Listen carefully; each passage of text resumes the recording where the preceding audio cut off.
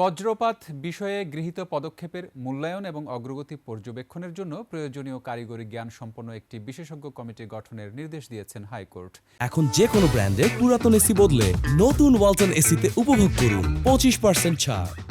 একই সঙ্গে আগামী 6 মাসের মধ্যে অগ্রগতি প্রতিবেদন হলফনামা আকারে দাখিল করারও নির্দেশ দিয়েছেন উচ্চ আদালত। বিচারপতি ফাতেমা নজিব এবং শিকদার মাহমুদুর রাজির দ্বৈত বেঞ্চ এসব আদেশ দেন। মানবাধিকার সংগঠন law and life foundation trust এবং সুপ্রিম কোর্টের আইনজীবী ব্যারিস্টার মোহাম্মদ কাউসার গত 13 মে হাইকোর্টের সংশ্লিষ্ট শাখায় রিট করেন।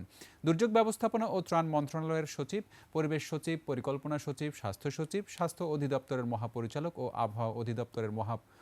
আবহাওয়া অধিদপ্তরের পরিচালককে এতে বিবাদী করা হয়েছে।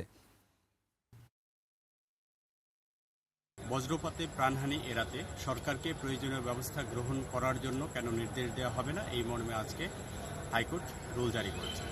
একই সাথে বজ্রপাতের ঘটনাটি মূল্যায়ন এবং পর্যবেক্ষণের জন্য একটি বিশেষ কারিগরি দক্ষতা সম্পন্ন কমিটি গঠন করার জন্য নির্দেশ দেওয়া হয়েছে।